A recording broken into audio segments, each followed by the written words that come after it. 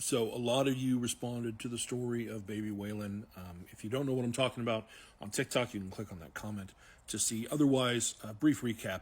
Baby Waylon, who has special needs and is on a ventilator, police went to serve a warrant at a house where he and his mother were at, and she claims that in the process of that, flashbangs and other things that might have been used by police caused chemical irritation both to his eyes, and then he's suffering from damage to his lungs, or injury to his lungs, I should say.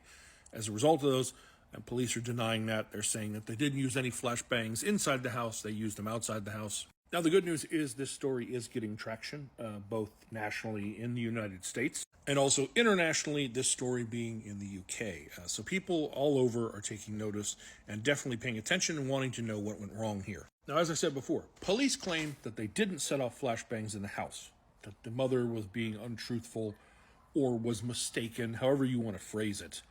But they were saying they didn't do that, and the mayor and the police released body cam footage yesterday showing what really happened. And I'm just going to play the body cam for you because I don't think it absolves them in the way that they think it does. Police search warrant, come to the door! Police search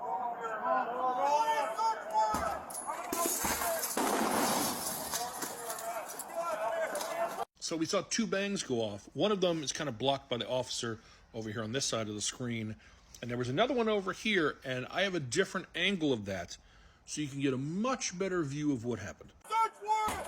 Coming down the stairs! You're good, man.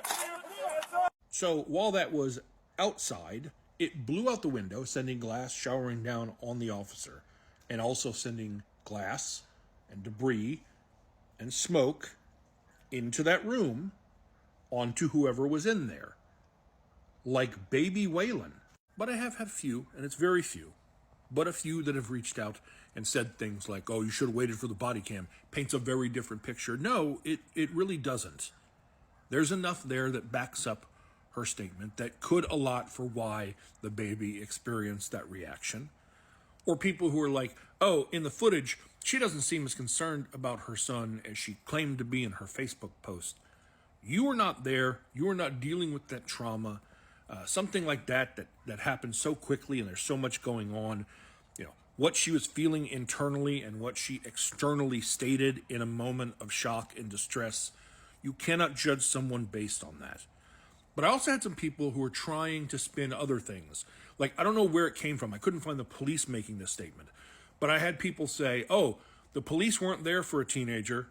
They were there for guns, and it was for that address, and they had a right to be there. Oh, this family's not being truthful. Let me get rid of that right now. In the body cam footage, one of the officers makes the statement, it's the wrong house. Police have since corrected that. He was mistaken saying that. It was the right house, as in it was the address on the warrant that they were supposed to go to. However, this news publication says that when they obtained a copy of it, it did include that address, but the document was for a teen suspect, even though the house is now owned by the aunt and uncle of the mother of Waylon. Rita and Marlon Jennings both are adamant they have no connection to the suspect. I feel like a little bit of detective work probably would have went a long way, Rita Jennings stated, because I conducted a simple Google search and found the previous tenants in about 6 seconds. In fact, the previous tenants, the teen suspect they were looking for, allegedly lived just down the street from where these folks live. So they moved just down the street from where they used to live, and police went to the old address instead of the correct address, which is where the person lives now. So yeah, police were at the address that was on the warrant. And did they wait long enough between knocking and entering? Probably. Were they within their rights of protocol to use that flash device? Probably. But someone still dropped the ball, because the person they were looking for was not at that address. They had bad intel. They didn't know that a young mother and a special needs baby were in that home, and that may have changed how they entered. And listen, there's a reason that flashbangs are called less than lethal and not non-lethal, because they can seriously injure or kill. Like this baby, police went to serve a warrant at the house where this baby was at, threw a flashbang in, landed in this child's crib, and blew up in their face. They lived, but they had severe injuries and burns as a result. Someone screwed up, Someone had bad information that led to that warrant, that led to these chain of events, and now this baby and this family are suffering, and someone needs to pay for that. Now, the family did launch a GoFundMe. If you go to GoFundMe and type Justice for Waylon, it'd come up. When I posted it yesterday, it was at like 19K. Now it's over 35. So that's great. This is for medical costs as well as like legal costs for them to pursue the fact that they were wronged in this situation. If you want to contribute to that, you can. Otherwise, any new information that comes along, I'll be happy to bring it to you.